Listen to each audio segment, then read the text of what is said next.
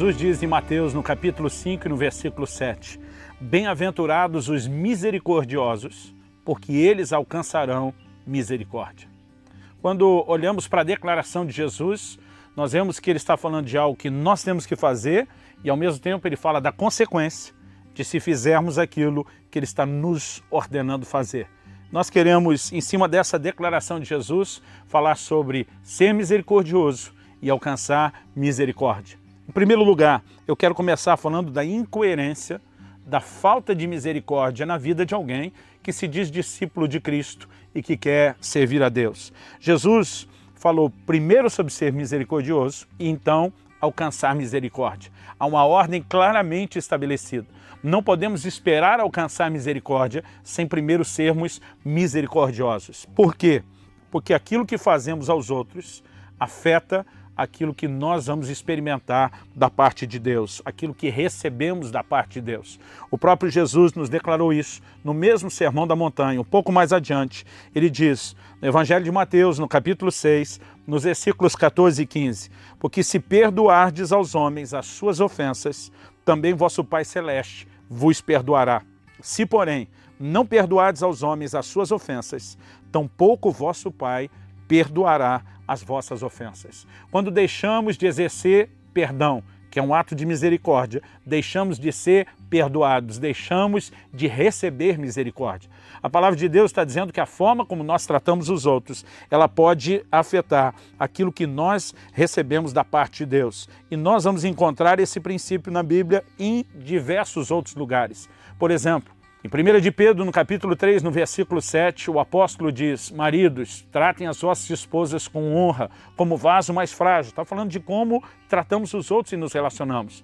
Ele diz, para que não sejam impedidas as vossas orações. A Bíblia está dizendo que quando erramos no relacionamento horizontal com as pessoas, podemos prejudicar o relacionamento vertical para com Deus. Então, nós precisamos entender isso. Agora, a pergunta a ser feita é, se a salvação é pela fé, como o que eu faço para com os outros pode afetar aquilo que normalmente eu recebo de Deus através da fé? Eu creio que essa é uma pergunta importante, até porque muitas vezes as pessoas não entendem o peso das declarações de Jesus no Sermão do Monte, achando que salvação é por merecimento. Mas nós precisamos entender que a fé, assim como ela se expressa verbalmente, assim como a fé tem uma linguagem, tem uma confissão, assim como a fé tem uma visão, a palavra de Deus diz que Moisés ficou firme como quem via o invisível, a fé também tem atitudes, ou ela tem obras de fé, como disse o apóstolo Tiago. Mas além de entender que a fé se expressa por meio das nossas atitudes, nós precisamos entender também que atitudes erradas podem prejudicar a mesma fé que precisamos para receber aquilo tudo que Deus tem. Então, algo que eu e você precisamos entender. Em Romanos 5:2, a Bíblia diz, temos por meio da fé acesso à graça. Os depósitos da graça de Deus nos oferecem tudo o que precisamos. É um favor imerecido, é graça. Mas a porta de entrada é a fé. Agora, eu e você podemos cometer algum tipo de atitude que pode comprometer essa fé. O caminho para o depósito da graça de Deus continua sendo a fé. Pela graça sois salvos mediante a fé, diz a Bíblia lá em Efésios. No entanto, a mesma palavra de Deus nos mostra que a falta de perdão, como declaramos, que é o exercer misericórdia da nossa parte, bloqueia o fluxo da graça de Deus, que é o perdão que Deus vai nos oferecer. Essa mesma mensagem de Jesus encontra eco na declaração lá do livro de Hebreus, Epístola aos Hebreus, no capítulo 12. Nós temos uma mensagem muito clara a respeito disso. A Bíblia diz assim, verso 14 e 15, segui a paz com todos e a santificação, sem a qual ninguém verá o Senhor. Seguir a santificação fala de um processo que já começou e vai se desenvolvendo.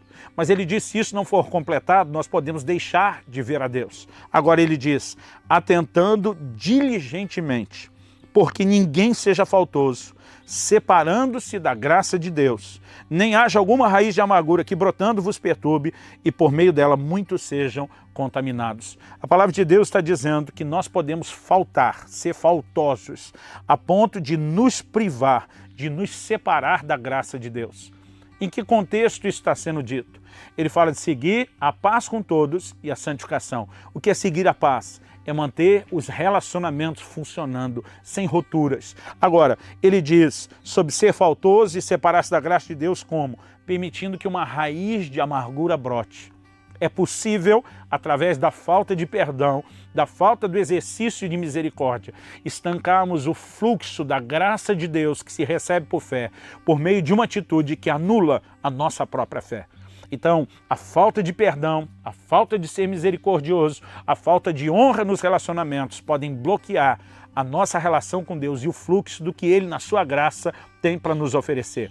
Esse é o primeiro aspecto que nós precisamos entender, não só da importância de exercer misericórdia, mas da incoerência de não exercê-la.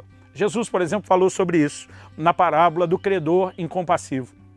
Lá em Mateus 18, de 23 a 35, ele nos fala a respeito de um homem que tinha uma dívida impagável e que foi perdoado.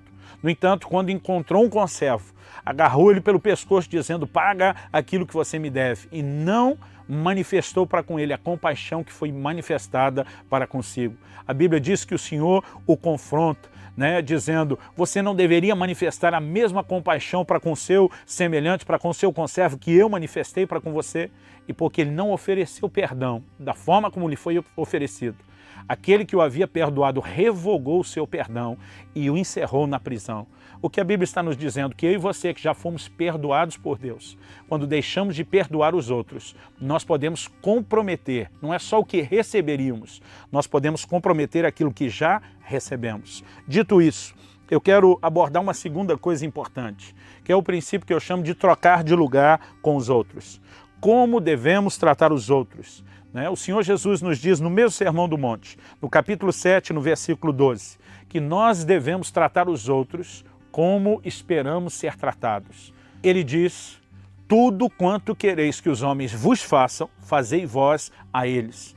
Há um posicionamento que eu diria não só de empatia, mas de identificação, onde nós precisamos trocar de lugar, onde nós precisamos entender como eu gostaria de ser tratado.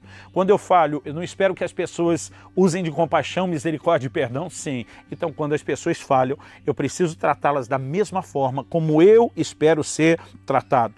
Agora, algo importante dentro dessa visão que eu e você precisamos entender e ao mesmo tempo fazer essa distinção é a diferença do que é amar ao próximo como a nós mesmos. Isso é uma ordem de Jesus, está lá em Marcos 12, 31. Ele fala não só que o primeiro mandamento é amar a Deus de todo o coração, mas diz o segundo é: ame ao teu próximo como a ti mesmo. Esse como a ti mesmo é a troca de lugares que nós já falamos. Agora, essa declaração de amar ao próximo como a nós mesmos, ela é relacional. Ela fala de tratar os outros da forma como a gente espera ser tratado. No entanto, quando Jesus fala de amor, ele fala de um nível de amor que vai numa dimensão ainda maior, mais profunda. E, na verdade, é o tipo de amor que ele exerceu para conosco. Quando a Bíblia fala de perdoar, lá em Efésios 5, diz que nós temos que ser imitadores de Deus e fazer como Cristo fez. Quando Jesus fala a respeito de amar o próximo, em João, no capítulo 13, no versículo 15, ele diz: porque eu vos dei o exemplo, para que como eu vos fiz, façais vós também. Como eu vos fiz, façais vós também. Qual é o nível de amor que Jesus está ensinando aqui? É um amor sacrificial. Lá na primeira epístola de João, o mesmo apóstolo João, que registrou essas palavras do Senhor Jesus sobre fazer exatamente como ele fez, ele também declara na sua epístola, 1 João 3,16, nisto conhecemos o amor que Cristo deu a vida por nós e devemos dar a nossa vida pelos irmãos. Aqui já não é só amar o próximo como a nós mesmos. O relacional é: eu preciso pensar no que eu ofereço para os outros, baseado naquilo que eu queria receber. Mas exercer o amor nos leva além desse aspecto relacional. O verdadeiro amor prioriza os outros, até mais do que a nós mesmos, porque foi isso que o Senhor Jesus fez. Aqui Jesus está nos ensinando não apenas um código de ética, não apenas uma base comportamental, ele está nos ensinando princípios espirituais. Princípios que eu e você precisamos de fato entender para que a gente possa se mover dentro deles.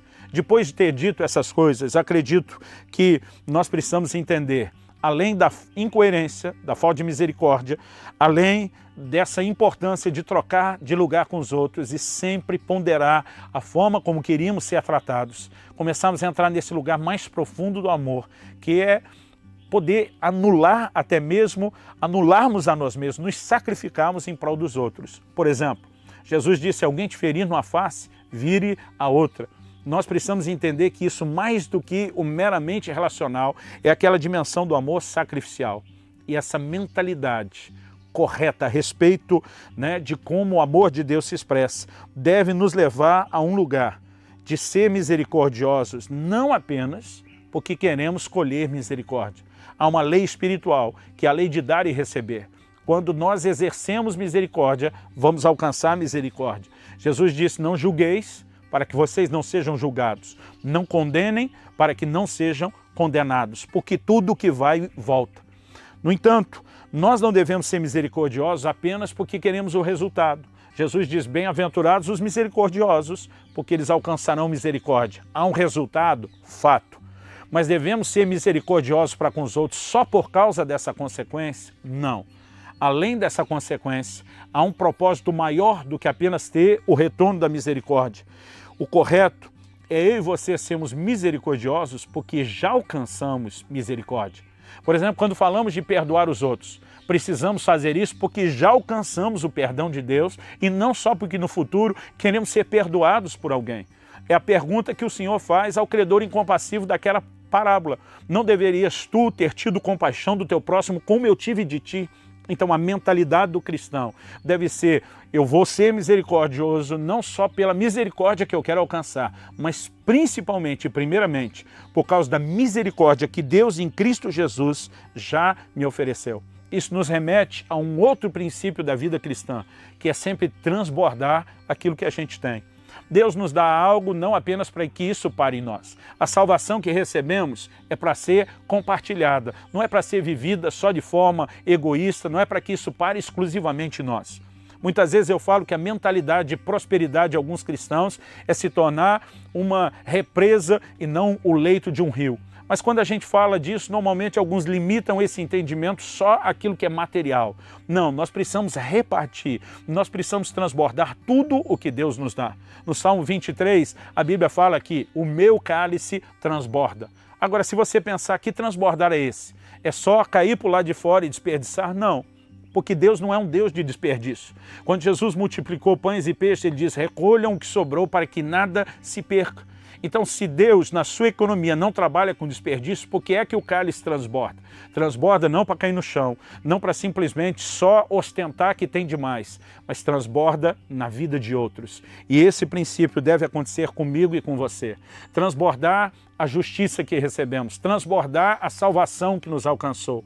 Andamos sempre manifestando misericórdia a quem não fez nada por merecer, da mesma forma como eu e você recebemos misericórdia da parte de Deus, sem também termos feito absolutamente nada para que a merecêssemos. É isso que o Senhor Jesus está propondo para mim e para você. Além de que, não só devemos manifestar a misericórdia porque já recebemos, e não mera e exclusivamente com o intento de receber, mas também porque isso é um comportamento que reflete Deus. Quando a Bíblia fala sobre o amor que eu e você devemos manifestar, quando a Bíblia fala sobre o perdão que eu e você devemos expressar, ela diz que nós devemos ser imitadores de Deus. Um filho se parece com o pai. E nós precisamos ter uma conduta que reflita a natureza do pai, o DNA do pai. O apóstolo Pedro escreve e diz que nós nos tornamos participantes da natureza divina. A razão principal para que eu e você sejamos misericordiosos é porque o Deus que nos salvou e nos fez participantes da sua própria natureza é misericordioso. E agora essa natureza precisa controlar o meu e o seu coração e ela precisa transbordar através de nós. Eu me sinto profundamente encorajado por esse ensino e essa instrução que o Senhor Jesus nos dá.